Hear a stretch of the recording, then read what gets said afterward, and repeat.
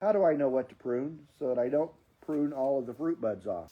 Brad Michael, when fruit buds grow branches out of them, what happens to those little branches? I thought all those little branches were going to be leaders and cut them off. But I think they were all fruit buds. I see every bud that has fruit has a little branch growing. Should I remove these large branches, 3/4 diameter, that I cut all the fruit buds, 3/4 diameter, that I cut all the fruit buds off of and start a new leader? How do I know what to prune so that I don't prune all of the fruit buds off? The fruit buds sometimes look like little branches though. Well, that's a really good question. Let's see if I can get my little... What he's talking about here is I've been talking about this system where the tree grows. What he's talking about is what we call dards. And that's these little branches that grow up off of that lateral branch. See right there? That's those little, we call those dards. And what's happening to his tree is his dards are just getting real long and growthy, and they're just growing into these big tall limbs. And we really want this window to be open so sunshine gets in there.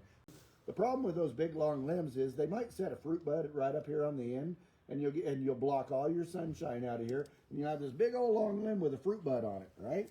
What you want to do is you want to, while this thing's really short, you want to control it, and you want to keep that thing real short. So when it grows up here, you stop it, and you set a terminal bud on there. One cool way is a really cool product that we've had on the market now for, I don't know, 10 or 15 years, called Apogee or Kudos. We can spray that now on a growing limb, and it will stop that limb. And sometimes you have to do it 2 or 3 times, but it will not only stop that from growing, but it'll stop it and it'll set a terminal bud.